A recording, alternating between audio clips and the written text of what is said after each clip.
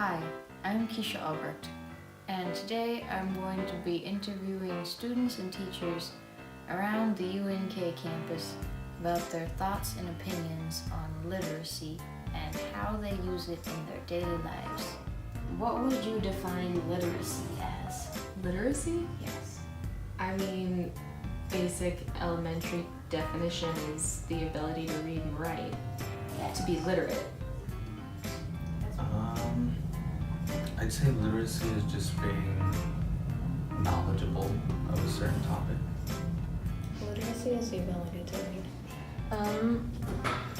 read. Literacy, I would define it as being able to read and write to a certain level. I mean, you can be and also like understanding what you're reading and writing as well. So that's how I would define it. Literacy is the ability to read and communicate. Literacy. I would say that to define it, I would say it is the ability to read and write. Literacy is, I think in its most traditional form, the ability and interest in reading. But I know that literacy can stretch across other areas of art and information intake.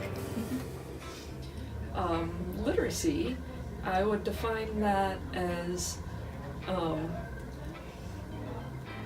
competency within a particular area. The kind of most common definition of literacy would be the ability to read, and the ability to understand and interpret what you read. But there are sort of different aspects of literacy so that you can be literate in different areas through different aspects of expertise. Alright, I would normally give you the definition that we had from our book, but you pretty much just gave it to me, so we're gonna skip over that. Okay. So now that you know this broader definition of literacy, what would you consider yourself to be literate in? I'm not social media literate. I think that I'm school literate, work literate. I have good social skills, so I guess socially literate, whether I like to use it or not. I guess I'm mathematically literate. I excel in mathematics. I would, or maybe trying to think. I would also probably say I'm pretty literate in at least basic understanding of music, and I'd probably say those are my two main ones.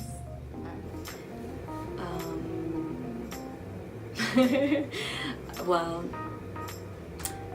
so what is it? Fluency and Fluency in a given practice. fluency in a given practice. So could running be any kinds of activities? I don't know, parenting, teaching. Yeah. Well, written, poems, math, music, social literacy, I think is the thing, so I'd say that. That's probably it. Let's see. I would say speculative fiction would be one. So thinking about a lot of popular sorts of alternative realities, Doctor Who, fantasy novels, science fiction, that sort of thing. I don't quite have all of the fandoms, but I have quite a few, so I would say proficiently literate in that. My own area of study has to do with meter, so thinking about literacy in terms of understanding rhythms and metrical forms, I think would be another important one for me. What do you think it takes to become literate in a certain area?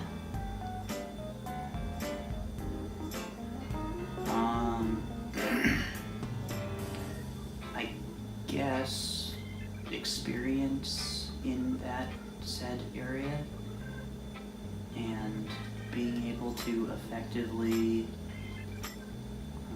understand and communicate, I guess. Probably a lot of practice and just experience in general. Like the desire to want to become literate. Could you give an example, like, say for your reading sheet music, what did you have to do? We started with the basics, and well, first I wanted to join band. I wanted to learn, and then we started with the basics. I think he gave us like very elementary practice books, and you start with like the stereotypical like hot cross buns. Yes. Yeah. The recorder. Yes. The clarinet's not too different from the recorder. Fair. So yeah, and then you just kind of get more advanced as you go and take it slowly, I guess. Experience. I played for years. And keep up. You have to keep up with it, I guess, because if I tried to play now, I probably wouldn't be as fluent as I was. I feel that.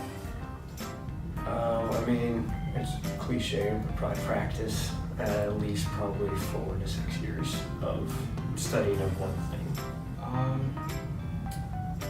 I would say to consider yourself literate in something, you would have to know the basics, because you can explain it to someone who doesn't know anything. So then you just have to be good enough to be able to explain to someone who doesn't have the slightest idea what something is about. I definitely think there are a lot of options. My own literacy tends to focus more around academic study because I like school, and so that works for me. But I think also gaining expertise just through exposure. And I think in that case, it's really necessary to try to consider broadly whatever it is that the topic that you're wanting to become literate in.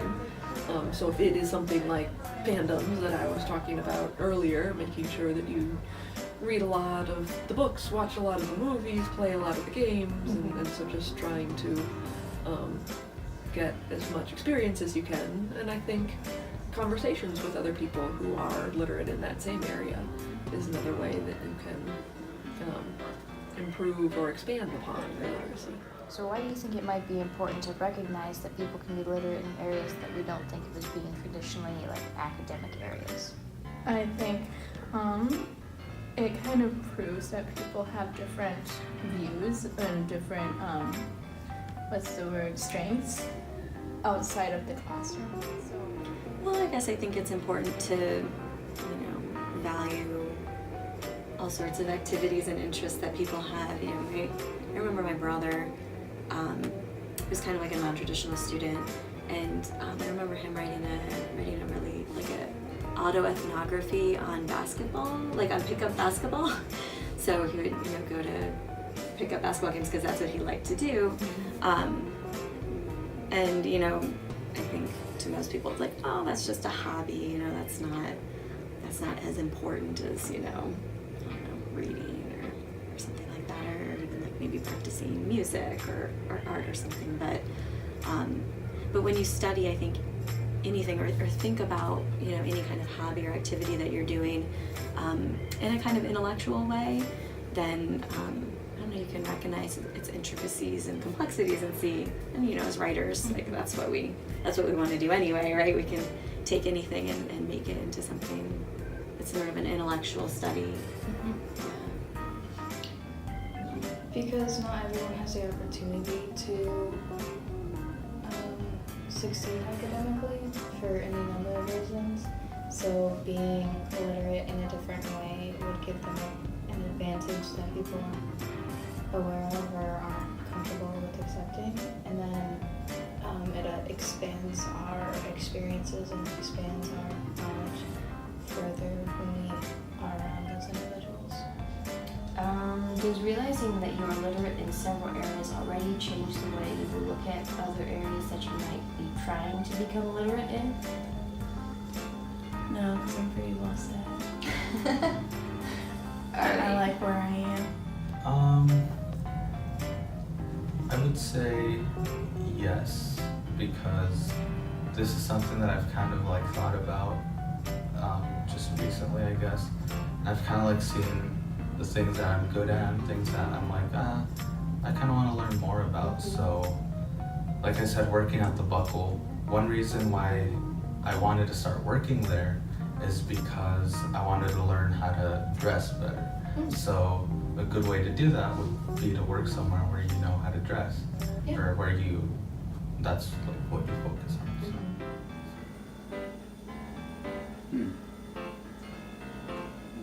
Maybe, I don't know. So do you yourself use or teach about literacy or discourse communities in your classes? And if so, which aspects do you focus on?